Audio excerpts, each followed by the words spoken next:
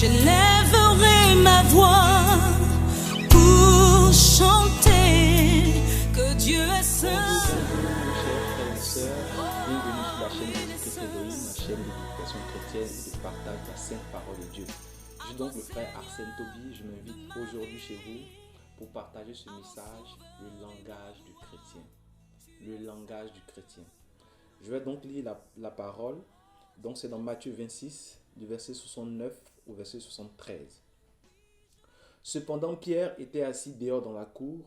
Une servante s'approcha de lui et dit : « Toi aussi tu étais avec Jésus le Galiléen. » Mais il le nia devant tous, disant : « Je ne sais pas ce que tu veux dire. » Comme il se dirigeait vers la porte, une autre servante le vit et dit à ceux qui se trouvaient là : « Celui-ci était aussi avec Jésus-Christ de Nazareth. » Il le nia de nouveau avec serment : « Je ne connais pas cet homme. » Peu après, ceux qui étaient là s'étant approchés dirent à Pierre : « Certainement, tu es aussi de ces gens-là, car ton langage te fait reconnaître. » Amen. Car ton langage te fait reconnaître.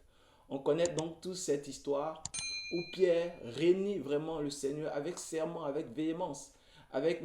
Il jure même sur le fait qu'il ne connaît pas Jésus-Christ.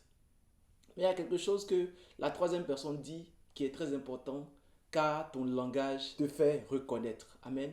Vous savez, le langage, il est divisé en deux parties. Il y a le langage parlé et il y a le langage non verbal. Donc le langage verbal et le langage non verbal. Le langage verbal, c'est les mots qui sortent de nos bouches. Le langage non verbal, c'est tout ce qui entoure ce que nous faisons. Par exemple, là, je suis en train de parler avec mes mains, mes yeux, tout mon corps parle. Et les spécialistes du langage s'accordent pour dire que le langage non verbal donne 70% de sens à ce que nous disons. En gros, je peux être en train de dire quelque chose, mais mon langage non verbal dit le contraire. C'est-à-dire, par exemple, on prend un exemple, on a l'habitude de dire « Jésus, je t'aime, Jésus, je t'aime, Jésus, je t'aime ». Mais le langage non verbal ne s'accorde pas avec ce qui sort de ta bouche à l'instant T. Parce que tu dis Jésus, je t'aime, mais dans ta vie de tous les jours, ton langage non verbal ne fait pas dire que tu aimes Jésus-Christ, dans le sens où tu ne gardes pas ses commandements. Amen. Et Pierre est un exemple palpable de cela. Pierre, dans cette partie-là, on voit que Pierre renie Jésus-Christ. Il parle, il sort de la bouche que je ne connais pas cette personne. Je n'ai jamais été avec elle. Mais la troisième personne dit, ton langage te fait te reconnaître. Peut-être qu'après, ils avaient d'autres discussions dans lesquelles, pendant que les autres attaquaient Jésus, lui, il les défendait. Mais rien n'est dit là. Ce qu'on sait, c'est que le langage de Paul le faisait reconnaître en tant qu'enfant de Dieu. Il était parmi des pharisiens, parmi des Romains qui n'aimaient pas, qui voulaient tuer Jésus-Christ. Et son langage l'a fait le reconnaître. Toi, mon frère, ma soeur, quand tu es parmi des païens, est-ce que ton langage te fait te reconnaître? Je donne un exemple d'une maman qui est dans mon église, qui n'a pas eu à ouvrir la bouche. Vous savez, qui n'a pas eu à ouvrir la bouche pour évangéliser.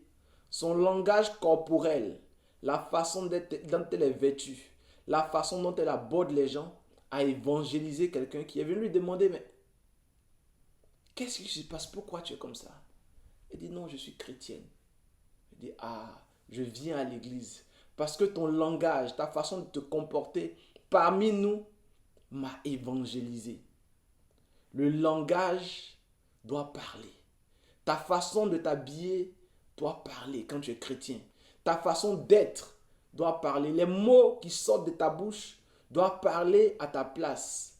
Tu ne peux pas être parmi des gens qui critiquent et toi aussi participer à cela. Même le fait que tu te taises parle à ta place. Amen.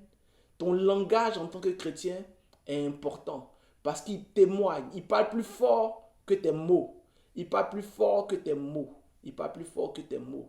La Bible dit que ce n'est pas ce qui rentre dans la bouche qui souille le corps, mais c'est ce qui sort de la bouche. J'ajouterai à ça, ton être entier témoigne que tu es chrétien ou pas, que tu es enfant de Dieu, né de nouveau ou pas. Amen. ton langage témoigne. Le langage aussi parle de quelque chose d'intérieur.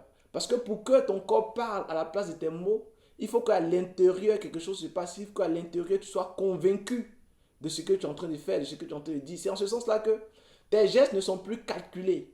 Ça vient de l'intérieur. Pourquoi? Parce que Jésus a travaillé à l'intérieur. L'Esprit de Dieu est en toi. Et l'Esprit de Dieu t'aide tous les jours à sortir des mots, à faire des gestes, à avoir un comportement qui témoigne que tu es enfant de Dieu. Amen. Quel est ton langage, mon frère, ma soeur? Je te laisse méditer sur cela. Que le Seigneur te bénisse, que sa grâce soit sur toi. Au nom de Jésus.